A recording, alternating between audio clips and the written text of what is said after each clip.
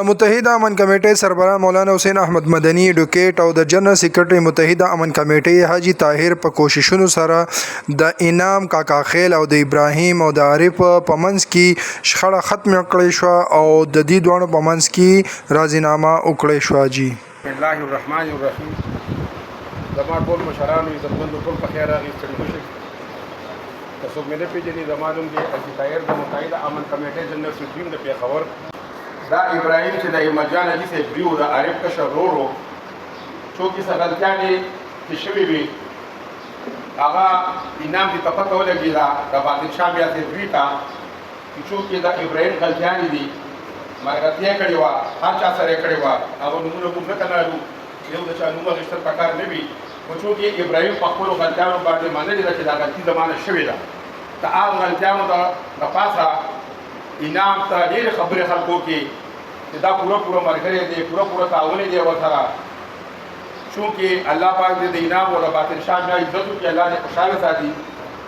ډېر خلک وله راغله چې دا سړی ښه څېړ مه پرېږده دا ورسره ملګری دی پوره ملګری دی خو الله دې عزت وکړي موږ ورغلو باطل شاه مې هغه پمپ ته انعام ده چې کېناستو ورسره هغه دا په جواب کې چې طاهر وایي چې ته راغلې چې څه به موږ منو نور دې بس دا خلک غریبانان دي چې د ابراهیم نه غلطیانې شوي دي او خپلې غلطیانې یې ومانلې دا غلطیانې رامانې شوي دي.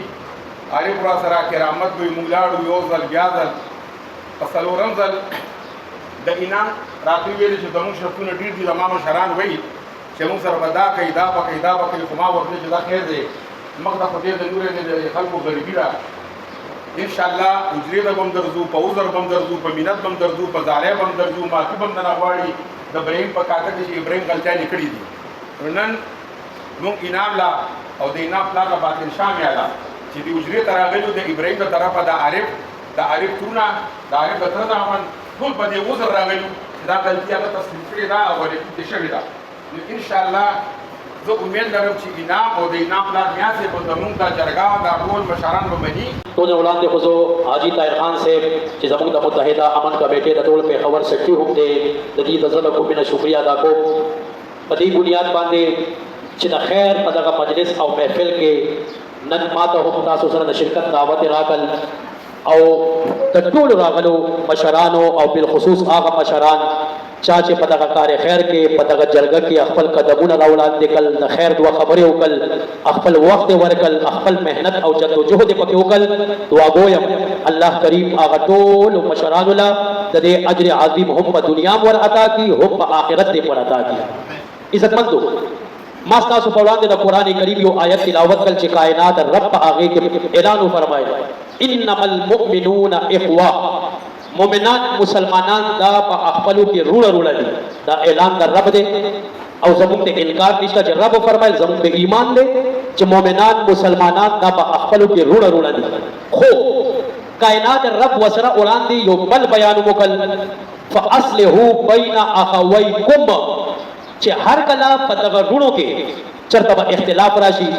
چنګ جګړه به راشي یو مسله به راځي قدرت ته پته وه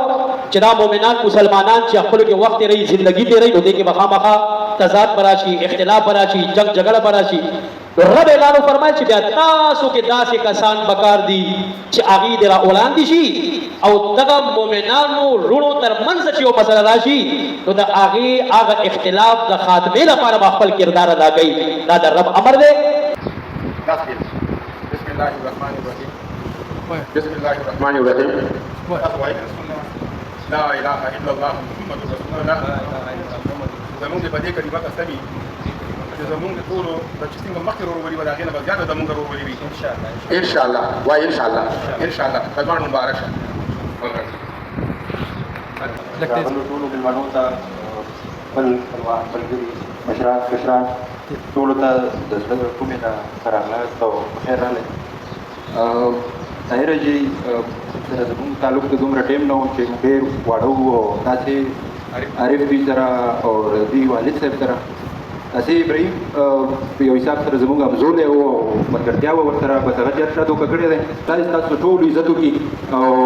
زه ستاسو شکریه ادا کوم. عارف به یې موږ وروڼه یې څنګه چې مخکې مې سرونه ویلو داسې په آینده کې وروڼه یو